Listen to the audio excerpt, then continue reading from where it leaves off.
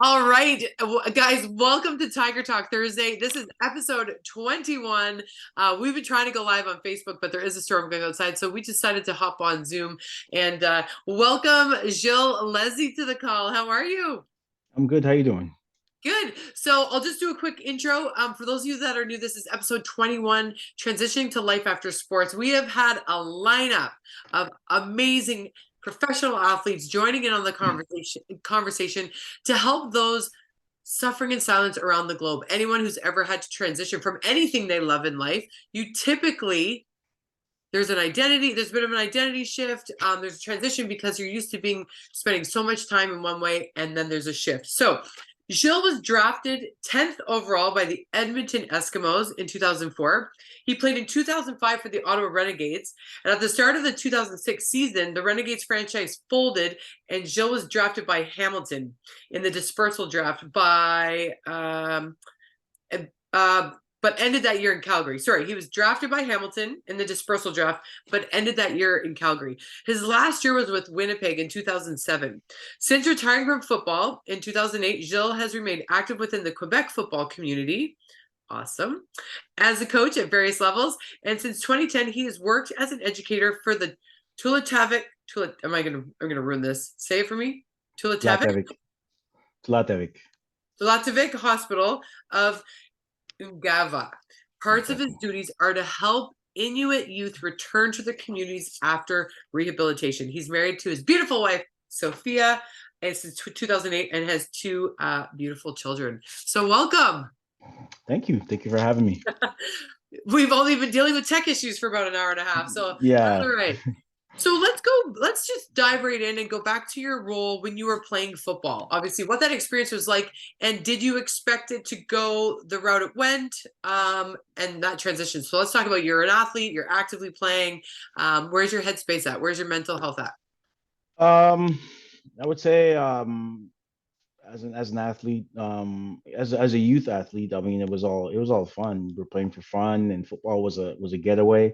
As you go further, playing NCAA now, it gets a little bit more complicated because it's more of a business. So obviously, back then, early 2000, mental health and wasn't really a thing. So even if I was feeling a certain way, like there wasn't really any room even for me or for others to even think about, where my head's at. So you just kind of go, and you've been an NCAA athlete. You just you wake up every day, you go to practice, you go to school, and you go to bed.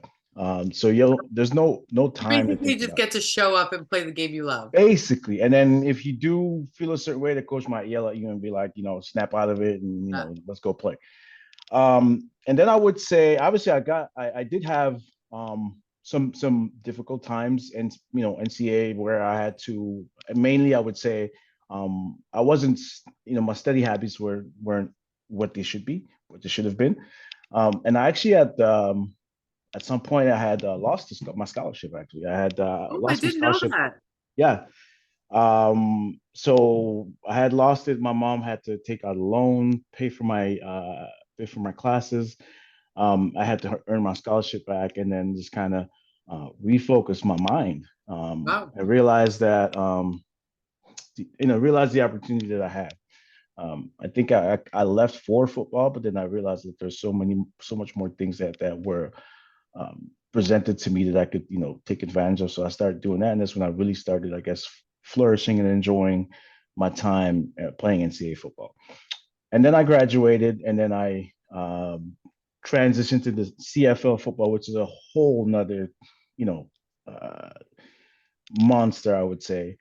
And now, instead of being motivated by someone yelling at you, now you have to be all of a sudden self-motivated, and you have to kind of motivate yourself because you're a professional and that's what's expected out of you. And I was not at all the person that was self-motivated. Yeah.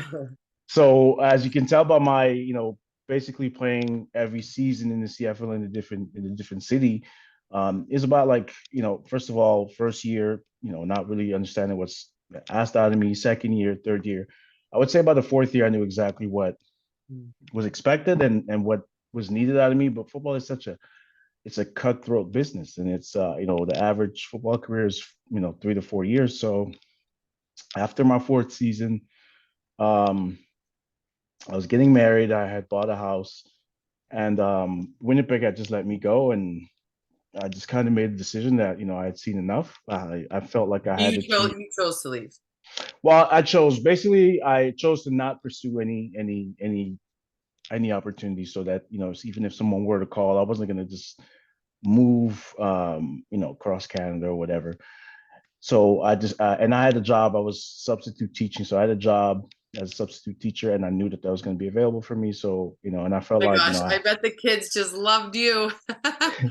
it was kind of crazy actually, because I was there was still a time where I was trying to continue playing. So like I would be teaching, and then the phone would ring, and I told everybody obviously that like I'm waiting on a call. And that happened the off season before I retired. I was like in the middle of the class, Winnipeg called, and I had like I took the phone, and then I got offered a contract in the middle of a class. But the kids, yeah, they loved me, and it was and I loved the kids too. Yeah. Um, yeah, I love the kids too, and I think we'll talk about a little bit more that I had actively pursued while I was in the off season. I was actively pursuing opportunities to work with kids, work in the Well, community. that's a very important part that I really like to drill home to athletes is, you know, your your sport is what you do. It's not who you Mhm. are. Kerry Joseph and I talked a lot about that when I did an interview with him, and I was gonna say, were you actively thinking of what was next for you? Like, were you aware? Because sometimes when we're in the thick of playing our sport, we're just thinking about playing our sport. We're not thinking Yeah, about what's coming next. Were you yeah. actively? I guess maybe with football because you know that typically the professional years are a little bit shorter. So were they telling you to plan, or are you just doing this on your own? So you have there's obviously I've I've had the opportunity and the chance to meet a lot of people. Kerry Joseph being one of them that you had interviewed, and some of the teammates that you have and relationships you make, and then obviously these become there's a few people that I've become friends with. Sean Main, Marcus Howell, that I Yeah, still talk to today, and they kind of give you advice as to like this is what you should be doing. And so I started taking some of these people's advice, and I realized also like when I was moving that it was like, okay, I need to start looking for stuff. I need to start doing something, because the first off season in the CFL I was acting like I was a millionaire, spending spending my $40,000 um and not really doing anything productive. So I started, second year in Ottawa, I started actually going out after the season and giving out, CVs, going to community centers, and just basically saying, I'm looking for opportunities, and I ended up through was it Marcus, or so one of Marcus's friends. I found out about Avenue des Jeunes. Avenue des Jeunes is an organization in the Gatineau. Yep. And I went and gave my CV, and they were just, I guess they were really impressed, and they didn't understand why a CFL player was handing out CVs, I know handing out. there's such a misunderstanding. I It's kind know. of like when I own my own small business. I mean, people think like small business owners are like millionaires or something. It's if they've ever had an experience, they're like, "Oh, you own your own Yeah, business." It's like it's not yeah. the similar So thing. yeah. First one. So yeah, I just handed out CVs and ended up working for them. And I had an amazing time working in Hull, which is was low income housing, working with some of these kids. But I mean, they were just so happy to see me. They were happy to have someone in the CFL, someone that could teach them about life. So I had such a great time. So kind of I was doing it, and come to find out later on, that experience in Hull and the experience, the teaching, the substitute teaching, is what actually helped me get the job that I have today, because um, every single parts of my job description I had done in previous jobs. So yeah. What about okay? I see that first year or two when you stopped playing though. Yeah. Were you really missing that routine? Like, did you really notice a difference in structure, or did you jump in and everything was good, and then there was a different transition? Because I find like for me, breast cancer was the big one, but like I've had Mhm. other sports. Then there was divorce, bankruptcy, breast cancer, but breast cancer Yes. was the big one for me. So it doesn't necessarily life after sports doesn't happen right away because I talk to people that jump right into the TV world or so their competitive need to be on is fueled right away because they just quickly transition to Yes. that job, but their identity shift happened when they finished their career. When did it happen for you? Um, to be honest, I mean, there's still days today where I'm like, where I'm trying to like in different aspects of my life. I would say the sport aspect. I've been a coach since, so the football and the competition aspect has been there the whole time. Yeah. I would say though, when I had my second son, Kenji, I had this thing that I wanted to become a dad. So dad for me is, you go to work, come back, and that's it. So I quit everything. I was like, I'm gonna stop coaching. I'm gonna stop doing this, stop doing that. Then there's also the physical changes. You go from being a top athlete to all of a sudden you're like, you start gaining weight, things like that. And I found myself maybe 3 months into that, just being completely depressed and completely, not knowing who this person was, and ended up having to take time off of work. When I went to go see the doctor, he was just like, it's very simple. You have to go back and do the things that made Gilles who Gilles was. So that doesn't That's necessarily mean great go because back you to don't find, football. I Yeah. find sometimes doctors don't give that advice. They don't, and not to knock any doctor, but sometimes you get offered like anxiety medication as opposed to go work out, get those endorphins and serotonin. I'm sure they do give that, but some of my friends are just being offered medication instead. And it's like, yeah, I No, can relate to that. I mean, I haven't been offered, but I most likely would have said no. I'm a very competitive and a very my ego gets the best of me, but in good ways, in ways that it forces me to surpass myself. It forces me to just kind of, so I'm very goal driven. It's once I reach that goal and to stay constant, that's where I have a little bit more difficulty, especially with weight. And you and I, Janine, we've over the years we've had many discussions about weight with the different companies you were part of and the different things that we've done. And even the last time I saw you you were having a meeting in Montreal, and I was talking about my weight, my struggles with weight, and how I was at 40 at that time, comfortable with where I was, but then I went back to gaining weight and losing weight. So I've always struggled with my weight up and down, up and exactly, down. It's what I think it is though as an athlete. It's the extremes that I learned as an athlete because it was like we had so it was like, okay, we're going dry, we've got a game coming up, and then you aim for the game and then you have a huge party and then it's like, okay, we're going. So my success was always like quick spurts, drive it home, great results, and then but that's not I've learned over time, I've matured consistency yeah. and balance, but I mean I'm still quite an And, extremist.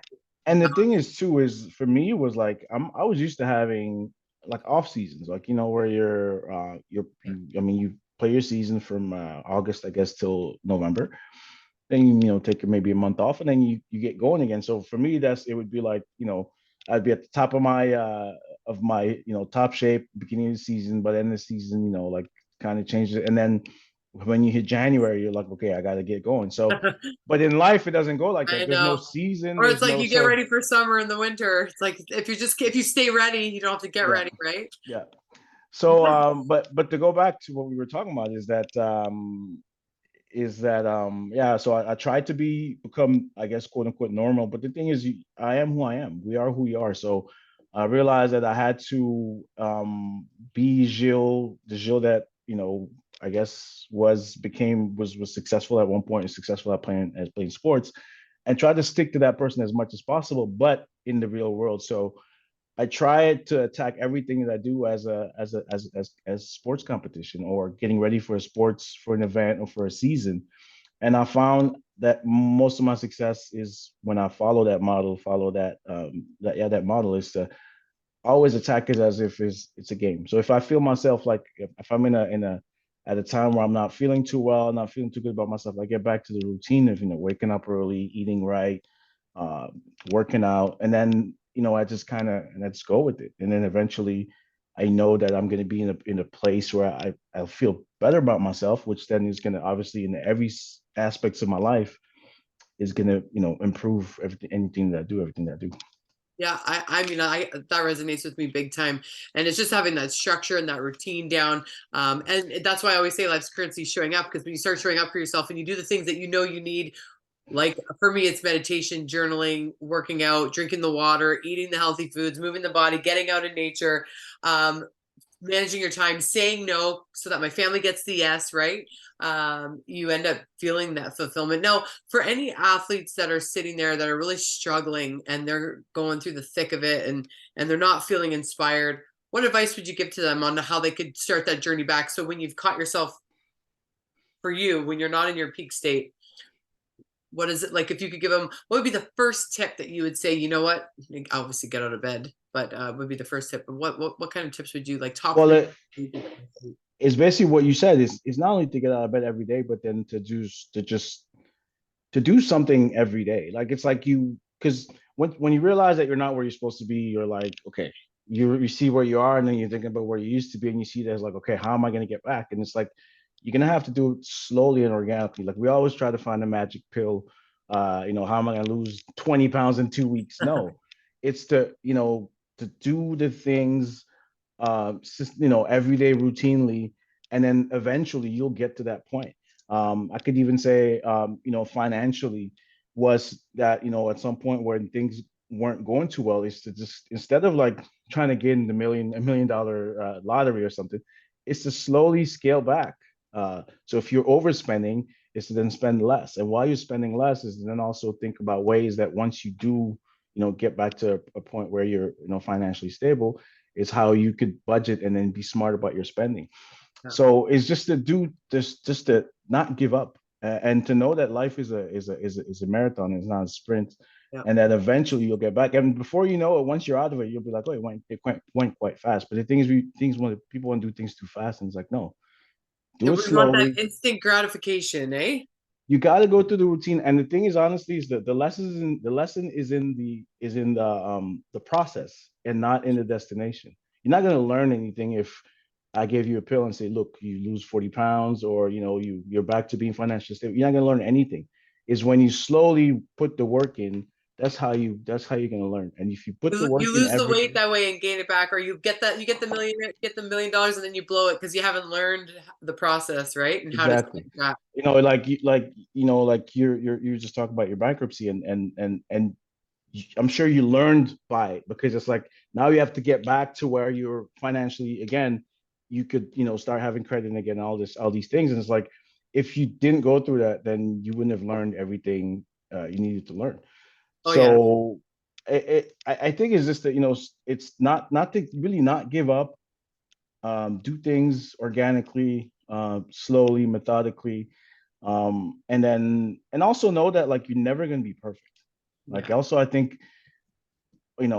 oh, that's it. I've made it. I made my mistakes. I'm done. No, you can make more mistakes. There's gonna I'm be other pretty sure I'm mistakes. gonna leave the room and make a mistake in 5 minutes. Knock on wood, I don't really want to. Exactly. But it's also, just don't take it too, don't be too hard on yourself.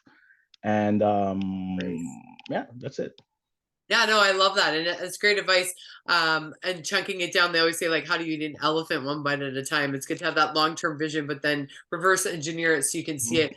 No, I think those are great tips. And I really appreciate your honesty and vulnerability, with weight. I mean, it's funny because I feel like as women, and body dysmorphia is really a thing for athletes, especially when I remember when I competed and won first place and was like 7% body fat. Like I wasn't going to be walking around like that. But when you see your body that way, that's a true thing. So I really appreciate your vulnerability and openness and honesty around that, because I think sometimes the majority of society think men don't suffer from those things too, and they absolutely do.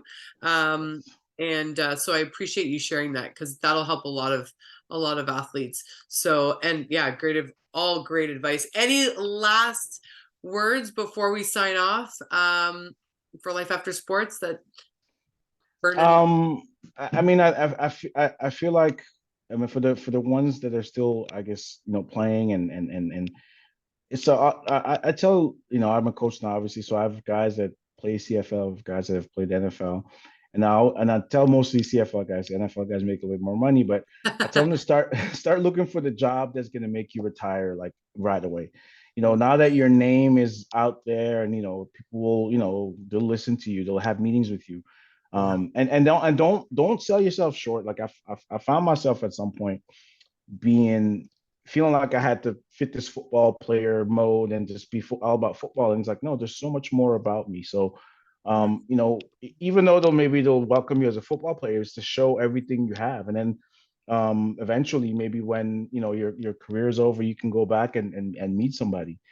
and they'll remember you not because you play football, but because of the things you were saying when they met you as a football player. Yeah, If they're you know what, just and I yeah, really love that. I do love that because I remember one time when I was going through a tough time, my friend was like, Janine, that's not the essence of who you are. no, You not are at all. this, this, and this, and this. And it was like, oh, yeah, that's right. So it's easy to get put in a box as an athlete too. There's a lot of preconceived notions of who we are as athletes and Yeah, being, that's why I love journaling, because it's like the more you know yourself and the more you know what you bring to the table, the more. So that's amazing advice. And I'm so glad you yeah. brought that. And to apply, just really to start applying it, like don't wait till football's over to Yeah. start doing things. Start thinking before, start, and I because thought if you you said start drinking before. no, start thinking. Uh, because the thing is, it's like if you're only about football, and that's what happened when I was in university. Is like I was all about football, and when football didn't go well, I was completely. I mean, it was just like, but when you have so many other things going on, it's like, okay, football's not going well, but at least I have all these other things Yeah. going well. So start just exploring and I your TED talk, your mom said taking risks. Start taking risks. Like while you can, while you're young, and you could make mistakes and then recover from it. Yes. So start taking the risks when it's you're still young enough to take risks, and then explore and then find out who you are as a person, so that once you're done playing football or done playing hockey or done playing whatever sport you play, you kind of have an idea of like, okay, this is what I would like to do. And for me, it was working with kids, working in the community, helping people, and this is where I am right now. Yeah, I love it. I mean, I said yes to everything. I mean, I ended up five days on set on a movie with Justin Hartley, the guy who plays Kevin on This Is Us. So I Nice. say yes to everything. I love your advice. So many golden nuggets in this conversation. I so appreciate you contributing. And I'm so sorry about the tech issues at the beginning, but we're It's here. okay. We're here now. Hopefully, I'll be able to download this onto YouTube. Good. But I really appreciate your time, Gilles. I know you're a busy dad and you're doing amazing things still in the community. You've always been a great one to give back. So, and I've been watching that. So I appreciate you. And I'm sure you inspire so many kids. And they're lucky to have you as a mentor and coach. So I really appreciate you being here today. Thank you, and thank you for having a place for people like us, and not the big star, because I've seen the people you have on, and they're mostly people that I don't know. But then you're like, okay, who's this person? Let me go Google this person. Okay, so to have a place for people that you know are retired, but they can come and talk about some of the things, and also for you being so open about your own life. And I've followed your life since your ex-husband, who was my my Your teammate, roommate. Weren't you my guys roommate. roommates? Yes, we were. I would bring over the bowl of M&Ms. I Oh was the wow, one you're getting you right. fat. You're I was the right. one You're getting right. you You're right. You're right. You're to blame for my M&M's addiction now. Yeah. exactly. But yeah, so for all the way from then and all the things you've said from the body competition, the fitness competition, to at some point you're doing CrossFit when it's brand new, like what is this CrossFit thing? And I was like, it's blowing up. I remember everything you've done, and I mean, to see you today and to see what you're doing today is amazing. And thanks for having me. Oh, well, thank you. Love fest all around. Well, it was a pleasure having you. I can't wait to get this up so other people can see the video. And you know that we'll be in touch soon. And I'm cheering you on. Keep making moves in the community. Those kids are lucky to have you. Thank you very much.